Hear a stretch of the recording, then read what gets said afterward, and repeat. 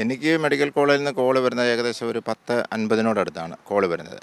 എൻ്റെ അടുത്ത് പറഞ്ഞ ഇവിടെ ഒരു ഭിത്തി ഇടിഞ്ഞ് വീണിട്ടുണ്ട്, അപകടമാണ്, എത്രയും പെട്ടെന്ന് ഇവിടെ ഹിറ്റാച്ചി ഇവിടെ തിരിച്ചു കൊണ്ടുവന്നു. ആ മതിലും പൊളിച്ച് നീക്കിയതിന് ശേഷമാണ് നമ്മൾ ഈ പറഞ്ഞ അപകടം നടന്ന സ്ഥലത്തെത്തിയത്. മെഡിക്കൽ കോളേജ് അപകടത്തിൽ രക്ഷാപ്രവർത്തനം വൈകിയെന്നുള്ളതാണ് ഉയരുന്ന ആരോപണം. എന്നാൽ ഇതിൻ്റെ വസ്തുത എന്താണ് എന്നാണ് കൈരളി ന്യൂസ് പരിശോധിക്കുന്നത്. ഈ ഘട്ടത്തിൽ ഈ സംഭവ സ്ഥലത്തേക്ക് മണ്ണുമാന്തി യന്ത്രം എത്തിച്ച മണ്ണുമാന്തി യന്ത്രത്തിൻ്റെ ഉടമസ്ഥൻ ജയ്മോൻ നമുക്കിപ്പോൾ ചേരുകയാണ്.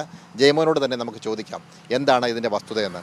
ഈ സമയബന്ധിതമായി കൃത്യമായി നിങ്ങളെ ഈ വിവരം അറിയിച്ചിരുന്നു. എത്ര മണിയോടുകൂടിയാണ് ഈ അപകടമുണ്ടായി എന്ന വിവരം നിങ്ങളുടെ അടുത്തേക്ക് എത്തുന്നത്? എനിക്ക് മെഡിക്കൽ കോളേജിൽ നിന്ന് കോള് വരുന്നത് ഏകദേശം ഒരു 10:50 കോള് വരുന്നത്. എൻ്റെ അടുത്ത് പറഞ്ഞ ഇവിടെ ഒരു ഭിത്തി ഇടിഞ്ഞ് വീണിട്ടുണ്ട്, അപകടമാണ്, എത്രയും പെട്ടെന്ന് ഇവിടെ ഹിറ്റാച്ചി ഇവിടെ തിരിച്ചു കൊണ്ടുവരും. കാര്യം തിരിച്ചു കൊണ്ടുവരാൻ പറഞ്ഞതിൻ്റെ കാരണം 2 ദിവസമായിട്ട് ഈ മെഡിക്കൽ കോളേജ് കോമ്പൗണ്ടിൽ തന്നെ ഈ ഹിറ്റാച്ചി വർക്ക് ചെയ്യുന്നുണ്ടായിരുന്നു. അപ്പോൾ അവിടുത്തെ വെട്ടൂർ കൺസ്ട്രക്ഷൻ്റെ പുതിയ ബ്ലോക്ക്, അതായത് ക്രിട്ടിക്കൽ കെയർ യൂണിറ്റിൻ്റെ പുതിയ ബ്ലോക്ക് വരുന്നിടത്ത് വർക്ക് ചെയ്തുകൊണ്ടിരുന്ന മെഷീനാണ്.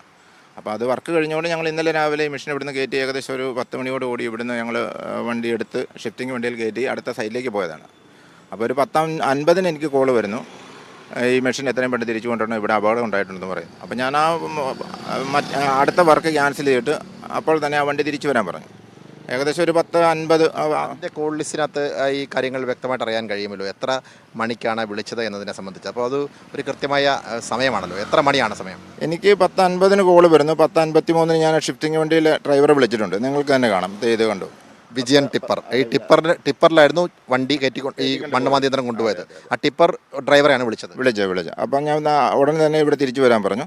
അപ്പോൾ തന്നെ ഞാനിത് ചാനലിലൊക്കെ ഇതിൻ്റെ അപകടത്തെപ്പറ്റി കാണിക്കുന്നുണ്ടായിരുന്നു. അപകടാവസ്ഥ കണ്ടപ്പോൾ ഞാനും പെട്ടെന്ന് മെഡിക്കൽ കോളേജിലേക്ക് എത്തുകയായിരുന്നു. അപ്പോൾ ഇവിടെ വന്നു കഴിഞ്ഞപ്പോഴേക്കും പിന്നെ ഈ അപകടം നടന്ന സ്ഥലത്തേക്ക് മണ്ണുമാന്തി യന്ത്രം എത്തിക്കാൻ തടസ്സങ്ങളുണ്ടായിരുന്നു? നല്ല തടസ്സങ്ങളായിരുന്നു. കാര്യം ഈ അപകടം നടന്ന സ്ഥലത്തേക്ക് പോകുന്നതിന് ഒരു വഴികളും ഉണ്ടായിരുന്നില്ല. പിന്നെ നമ്മൾ താൽക്കാലികമായിട്ട് ഒരു പാസ് വേ നിർമ്മിച്ചിട്ടുള്ള അതിലൂടെ, അതായത് രോഗികളെ കൊണ്ടുപോകാൻ വേണ്ടി മാത്രം നിർമ്മിച്ച ഒരു പാസ് വേയിലൂടെ, അതായത് ഫാബ്രിക്കേറ്റ് ചെയ്ത ഒരു പാസ് വേയിലൂടെയാണ് ഇത്രയും വെയിറ്റുള്ള ഈ മെഷീൻ നമ്മൾ ഓടിച്ചു കൊണ്ടുപോകുന്നത്. ഒരു ആശങ്ക ഉണ്ടായിരുന്നു ഈ പഴയ കെട്ടിടത്തിൽ കൂടെ ഈ മണ്ണുമാന്തി യന്ത്രം കൊണ്ടുപോകുമ്പോൾ? തീർച്ചയായിട്ടും ആശങ്ക ഉണ്ടായിരുന്നു. കാര്യം എന്താണെന്ന് വെച്ചാൽ നമ്മൾ മെഡിക്കൽ കോളേജിൽ സ്ഥിരമായിട്ട് വരുന്നയാളാണ്. അപ്പോൾ ഈ പാസ് വേ നമ്മൾ ഈ റോഡിന് മുകളിലൂടെ ഉണ്ടാക്കിയിരിക്കുന്ന ഒരു പാസ് വേ ആണ്. കാര്യം അത്യാഹിതത്തിൽ നിന്ന് ക്രിട്ടിക്കലായ രോഗികളെ പെട്ടെന്ന് അപ്പുറത്തെ ബ്ലോക്കിലേക്ക് കൊണ്ടുപോകാൻ വേണ്ടി, സ്ട്രെച്ചറിൽ കൊണ്ടുപോകാൻ വേണ്ടി നിർമ്മിച്ചിരിക്കുന്ന ഒരു പാസ് വേ ആണ്. അതിലൂടെ ഹിറ്റാച്ചി ഓടിച്ച് പോകാൻ പറഞ്ഞെങ്കിലും നമുക്ക് ആശങ്കയുണ്ടായിരുന്നു. പിന്നെ അത്രയും വലിയൊരു അപകടം നടന്നിടത്ത മെഷീൻ എത്തിക്കേണ്ട അത്യാവശ്യമായതുകൊണ്ട് നമ്മൾ ആ റിസ്ക് എടുക്കുക തന്നെയായിരുന്നു. മുന്നോട്ട് പോകുമ്പോൾ തടസ്സങ്ങളുണ്ടായിരുന്നു. പോകുന്ന വഴിയിൽ ആ പാസ് വേ അങ്ങോട്ട് ചെന്ന് കഴിഞ്ഞപ്പോൾ ഇതിൻ്റെ ടോപ്പ് ഇടിക്കുന്ന രീതിയിൽ ബീമുകളുണ്ടായിരുന്നു. അത് പിന്നെ ഫയർഫോഴ്സ് വന്ന് ഗ്യാസ് കട്ടർ ഉപയോഗിച്ച് കട്ട് ചെയ്ത് മാറ്റി. അതിനുശേഷം മുന്നോട്ട് നീങ്ങിക്കഴിഞ്ഞപ്പോൾ ഇത് മുന്നോട്ട് പോകാൻ വയ്യാത്ത രീതിയിൽ 2 ഭിത്തികളുടെ ഇടയിൽ, അപ്പോൾ ആ ഭിത്തി പൊളിച്ചു മാറ്റേണ്ടി വന്നു, ഹിറ്റാച്ചി കൊണ്ട് തന്നെ പൊളിച്ചു മാറ്റി. അതിനൊക്കെ കുറച്ച് സമയം പോയിട്ടുണ്ട്. പിന്നെ മതിലുണ്ടായിരുന്നു ഫ്രണ്ടിൽ മതിലുണ്ടായിരുന്നു. ആ മതിലും പൊളിച്ച് നീക്കിയതിന് ശേഷമാണ് നമ്മൾ ഈ പറഞ്ഞ അപകടം നടന്ന സ്ഥലത്തെത്തിയത്. അപകടം നടന്ന സ്ഥലത്തെത്തി കഴിഞ്ഞതിന് ശേഷം പിന്നീടുണ്ടായ സംഭവ വികാസം എന്താണ്? അപകടം നടന്ന സ്ഥലത്തെത്തിയതിന് ശേഷം നമ്മൾ ശരിക്കും പറഞ്ഞു കഴിഞ്ഞാൽ ഇതൊരു ശരിക്കും നല്ലൊരു രക്ഷാപ്രവർത്തനം നടത്താൻ പറ്റിയ ഒരു രീതിയിലല്ലായിരുന്നു അവിടുത്തെ സാഹചര്യം. കാര്യം എന്താണെന്ന് വെച്ചാൽ ഇതിൻ്റെ കോൺക്രീറ്റ് ബീമുകൾ മുകളിൽ നിന്ന് താഴേക്ക് തൂങ്ങി കിടക്കുന്നുണ്ടായിരുന്നു. അപ്പോൾ അതിൻ്റെ താഴെ നിന്നുകൊണ്ട് ഒരു രക്ഷാപ്രവർത്തനം എന്ന് വെച്ചാൽ ഈ ബീമുകൾ എപ്പോൾ വേണമെങ്കിലും താഴേക്ക് പതിക്കാവുന്ന അവസ്ഥയിലാണ്. മനുഷ്യസാധ്യമായിട്ട് രക്ഷാപ്രവർത്തനം സാധ്യമല്ലായിരുന്നു? ഒരിക്കലും സാധിക്കത്തില്ല. കാര്യം ഒരാൾക്കും അതിൻ്റെ താഴെ നിന്നിട്ട് വർക്ക് ചെയ്യാൻ പറ്റത്തില്ലായിരുന്നു. അപ്പോൾ ഈ കൂടുതലായിട്ട് ഇത് മുകളിൽ നിന്ന് താഴേക്ക് പതിക്കാൻ സാധ്യതയുള്ള ബീമുകൾ ആദ്യമേ ഫയർഫോഴ്സ് കട്ട് ചെയ്ത് നീക്കി. അതിന് ശേഷമാണ് നമ്മൾ ഹിറ്റാച്ചി ഉപയോഗിച്ചിട്ട് രക്ഷാപ്രവർത്തനം തുടങ്ങുന്നത് വെച്ച് കഴിഞ്ഞാൽ അല്ലാതെ വേറെ മാർഗമില്ലായിരുന്നു. നേരിട്ട് നമ്മൾ ഹിറ്റാച്ചി ഉപയോഗിച്ചത് മാറ്റാൻ ശ്രമിച്ചാൽ മുകളിലത്തെ കെട്ടിടം കൂടി താഴേക്ക് പതിക്കാനുള്ള സാധ്യത ഉണ്ടായിരുന്നു. 3 ഫ്ലോറിലാണ് നിൽക്കുന്നത്. അതിൻ്റെ റൂഫ് സ്ലാബാണ് താന്ന് കിടക്കുന്നത്. നമുക്ക് ഇപ്പോഴും ആ ഫോട്ടോയിൽ കാണാം. അപ്പോൾ റൂഫ് സ്ലാബ് ഏത് സമയത്ത് വേണമെങ്കിലും താഴേക്ക് പതിക്കാം. അങ്ങനെ പതിച്ചാൽ താഴെ നിൽക്കുന്ന ആൾക്കാരുടെ മുകളിലേക്കാണ് വീഴുന്നത്. അപ്പോൾ ഒരുപാട് ജീവഹാനി ഉണ്ടാവും. അപ്പോൾ അത് നമ്മൾ ശരിക്കും അധികാരികൾ, അവിടെ ഓഫീസർമാരും എല്ലാം പറഞ്ഞ് ഞങ്ങളുമായിട്ട് ആലോചിച്ചു. ശരിക്കും നമ്മുടെ ഒരു അഭിപ്രായം കൂടെ ഉൾക്കൊണ്ടുകൊണ്ടാണ് അവർ അത് ചെയ്യാൻ പറഞ്ഞത്. അപ്പം നമ്മളെ കമ്പികൾ കട്ട് ചെയ്ത് ബീമുകൾ മാറ്റി അതിന് ശേഷമാണ് നമ്മൾ ചെയ്യാൻ തുടങ്ങിയത്.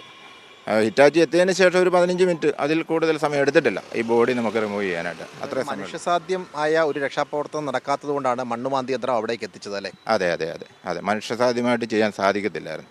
കാര്യം മുകളിൽ ഇതുപോലെ ബീമുകൾ അപകടാവസ്ഥയിൽ നിൽക്കുമ്പോൾ താഴെ നിന്ന് ചെയ്യുക എന്ന് പറഞ്ഞാൽ അത് എന്തും സംഭവിക്കാം. മുകളിൽ നിന്ന് വീഴുക എന്ന് വെച്ചാൽ 3 നില ബിൽഡിങ്ങാണ്. 3 നില ബിൽഡിങ്ങിൻ്റെ ഒരു ഭാഗമേ പോന്നിട്ടുള്ളൂ. ബാക്കിയുള്ള ഭാഗം വരുവാന്ന് വെച്ചാൽ അവിടെ നിൽക്കുന്ന ഒരാളെയും ബാക്കി കിട്ടില്ല. അതുപോലത്തെ റിസ്ക് ആയിരുന്നു അത് ചെയ്യാൻ. നിങ്ങളുടെ ഒരു കാഴ്ചപ്പാടിലും അഭിപ്രായത്തിലും സമയബന്ധിതമായി തന്നെ ഇതിൻ്റെ രക്ഷാപ്രവർത്തനം നടന്നു എന്ന് തന്നെയാണോ? സമയബന്ധിതമായി തന്നെ നടന്നിട്ടുണ്ട്. കാര്യം എന്താ വെച്ചാൽ കൂടുതൽ അപകടം ഉണ്ടാവാത്ത രീതിയിൽ ആലോചനകൾ നടത്തിയതിന് ശേഷം ആണ് അത് ചെയ്തിരിക്കുന്നത്. അങ്ങനെ ചെയ്യാൻ സാധിക്കത്തുള്ളായിരുന്നു അത്. അതല്ലാതെ ധൃതി പിടിച്ചൊരു രക്ഷാപ്രവർത്തനം നടത്തിയിരുന്നെങ്കിൽ കൂടുതൽ അപകട സാധ്യത ഉണ്ടായിരുന്നു അവിടെ. അത് മുൻകൂട്ടി കണ്ടുകൊണ്ടാണ് പോലീസ് ഓഫീസർമാരും ഫയർഫോഴ്സും ഒക്കെ ഇടപെട്ടുകൊണ്ട് എങ്ങനെ ചെയ്യണമെന്നൊരു തീരുമാനത്തിലേക്ക് എത്തുകയും അപകടകരമായി നിന്ന ബീമുകൾ മുറിച്ച് മാറ്റിയതിന് ശേഷം രക്ഷാപ്രവർത്തനം തുടങ്ങുകയും ചെയ്തത്. അതാണ് സത്യം.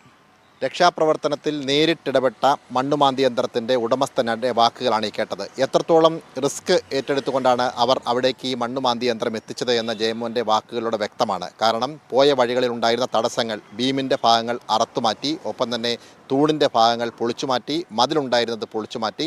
അവിടെ ചെല്ലുമ്പോൾ രക്ഷാപ്രവർത്തനം നടത്താൻ കഴിയാവുന്ന വിധത്തിലായിരുന്നില്ല കാര്യങ്ങൾ. കാരണം ഈ ബീമുകൾ താഴേക്ക് പൊളിഞ്ഞ അവസ്ഥയിലായിരുന്നു. എന്തു വേണമെങ്കിലും സംഭവിക്കാവുന്ന സാഹചര്യം. ഫയർഫോഴ്സിനെ ഉപയോഗിച്ചുകൊണ്ട്, ഗ്യാസ് കട്ടർ ഉപയോഗിച്ചുകൊണ്ട് ആ ഭാഗങ്ങൾ കട്ട് ചെയ്ത് മാറ്റിയതിന് ശേഷമാണ് ഈ മനുഷ്യസാധ്യമായ രീതിയിൽ രക്ഷാപ്രവർത്തനം നടത്താൻ കഴിയാതിരുന്ന വലിയ ബീമുകൾ, അതായത് കോൺക്രീറ്റ് പാളികൾ എടുത്തു മാറ്റി രക്ഷാപ്രവർത്തനത്തിന് നേതൃത്വം നൽകിയത് എന്നാണ് ജയമോൻ വ്യക്തമാക്കുന്നത്. സാംജിത് ആർപ്പൂക്കരയ്ക്കൊപ്പം സനോജ് സുരേന്ദ്രൻ, കൈരളി ന്യൂസ്, കോട്ടയം.